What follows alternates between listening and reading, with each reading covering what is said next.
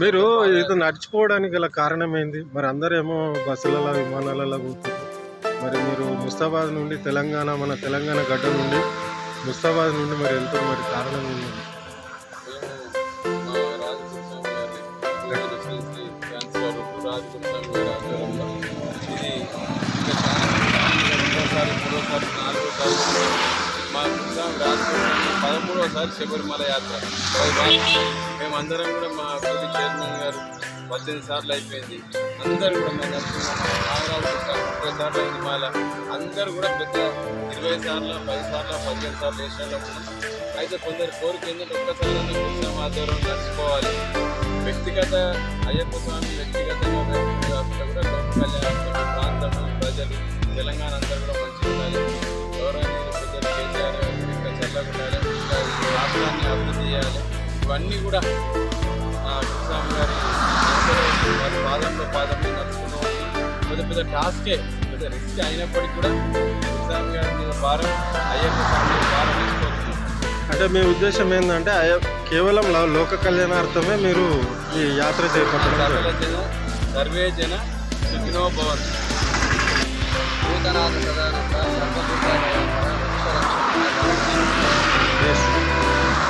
భూతానాథ సదానంద సర్వభూతదయా రక్ష రక్ష మహాబాలు శాస్త్రీ కృష్ణం నమో. స్వామి శరణమయ్యప్ప. స్వామి నా పేరు అయితే నారాయణ. నేను రాజకీయ స్వామి ఆధ్వర్యంలో ముస్తాబాద్ నుండి మాల వేసుకొని తిరుముడు కట్టుకొని మహాపాదయాత్ర చేశాము.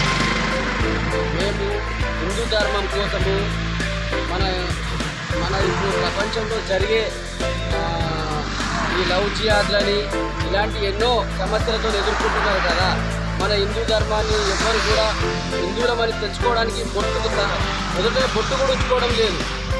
వేరే వాళ్ళ కులాలను ఎంచుకొని వాళ్ళు నిర్భోటంగా ఎంచుకుంటున్నారు. మన వాళ్ళేమో బొట్టు పెట్టుకోవడానికే మొహమాట పడుతున్నారు. మేము ఎందుకు వేసుకున్నాము, మేము ఎందుకు పోతున్నాము, మేము బొట్టు ఎందుకు పెట్టుకున్నాము, హైందవ ధర్మం అంటే ఏంటి, మేము ఎందుకు పోతున్నాం, మమ్మల్ని చూసన్నా ఎదుటివాళ్ళు ముందు నేర్చుకోవాలని ఆ అయ్యప్ప దయ వల్ల వాళ్ళకు కూడా మనసులు కరుణించి అలాగా మారాలని అందరూ భక్తి మార్గంగా ఉండాలని ఆ అయ్యప్ప కోరుకుంటున్నాం. మీరు జనానికి ఇచ్చే సందేశం ఏంటి? హైందవ ధర్మం చెప్పిన తెలవడానికే చెప్పిన కదా స్వామి. హిందూ ధర్మాన్ని కొట్టు పెట్టుకోవడము హిందువులు అనే పెద్ద తెలవాలి స్వామి. ఇప్పుడు మీరున్నారు, మీరు ఎదుట బొట్టు ఉందా, మీరు హిందువు అయితే ముందు అది చెప్పండి. మీరు నన్ను అడుగుతున్నావు, నన్ను అడిగే ముందు నువ్వు ఉంటే నేను అడుగుతున్నా, చెప్తున్నా కదా. ఇప్పుడు కూడా తెచ్చుకోండి నా విధంగా. సర్వే జన సుఖినో సమస్త లోక కళ్యాణం.